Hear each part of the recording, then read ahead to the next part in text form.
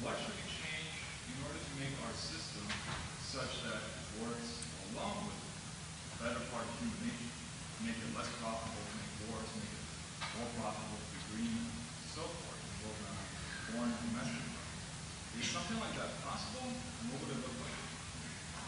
Well, sure. We know I think it's an important point. We know that it's possible because it's been done over and over again. I mean, that's why we don't live under feudalism. We don't have slavery. Women have some rights. I mean, yes, it's because of things like that. I mean, and a lot of it's in very, our own recent lifetimes. The society is a lot more civilized than it was, say, 50 years ago, in a lot of respects.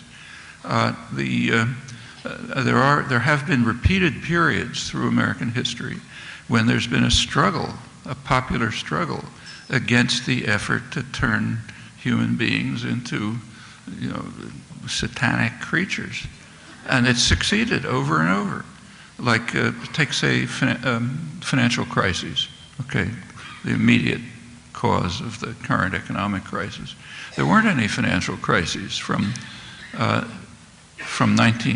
Second World War up until Reagan. None. And the reason is there was a regulatory apparatus in place. There was a regulatory apparatus which comes out of the New Deal, and the New Deal wasn't a gift from above. It came from very extensive popular struggle, CIO organizing, sit-down strikes, mass demonstrations, all sorts of things. I mean, that's my childhood, I remember it. And that left a legacy which, first of all, meant, like the GI Bill, like substantial economic growth, egalitarian growth in the 50s and the 60s, not like what's happened since, and things like, say, a regulatory apparatus which can tame the worst excesses of the system. The deficiencies are still there, but there are ways of remedying them. Same with healthcare. Like now, there's a battle to try to save Medicare for the elderly and Medicaid for the poor. But if you go back 50 years, there was nothing to save. They came because of the activism of the 1960s, which got the government to do some, not as much as they should, but at least something. Now, you take a look, say, at the famous deficit. For the financial institutions, they want everybody to focus on the deficit. You get rid of the deficit, it's good for bankers. It's not the problem of the country. The problem of the country is joblessness. And that requires stimulus, not deficit, not austerity.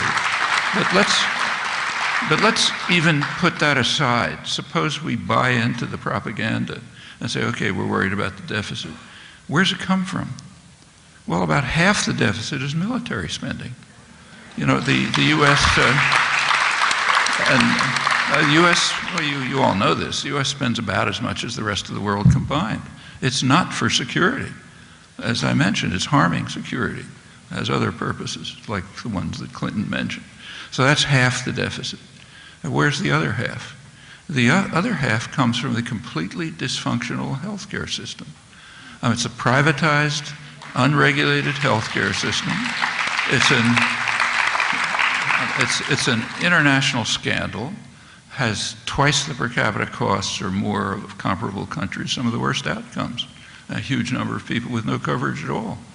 Well, it's not, if our healthcare system was the same as other industrial countries, there would not only not be a deficit, there would be a surplus, okay?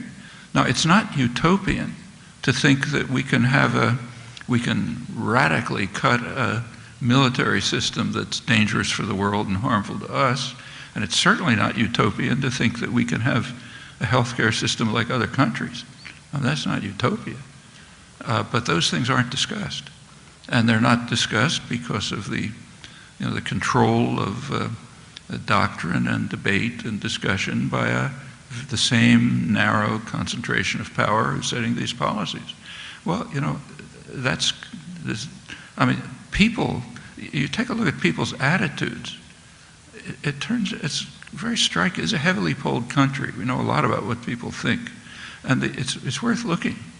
So, for example, there are recent studies of that sector of the population that says, get the government off our backs, let's have a small government, that kind of sentiment. You take a look at what their attitudes are. It turns out they're social democrats, literally. They think there should be more money spent on education, on health, on more money should be used for helping poor people like women with dependent children, but not welfare. Not welfare, but all the things that welfare does. And the reason is because welfare has been demonized. Ever since Reagan, welfare means black women, being chauffeured to the welfare station with, and they're by their chauffeured Cadillacs and picking up your money. Well, okay, nobody wants that. So let's get rid of welfare, but let's keep, or in fact increase, all the things that welfare does.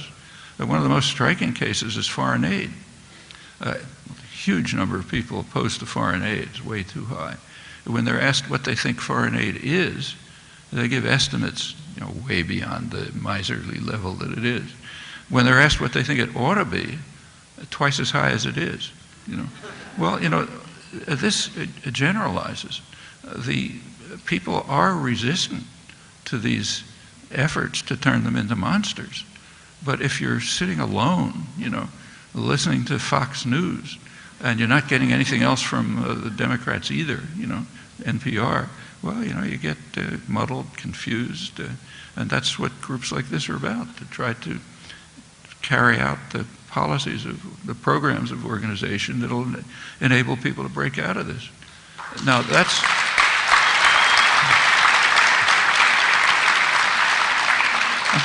I've purposely been keeping to Band-Aids, to very small things that could be done to make it a much better society.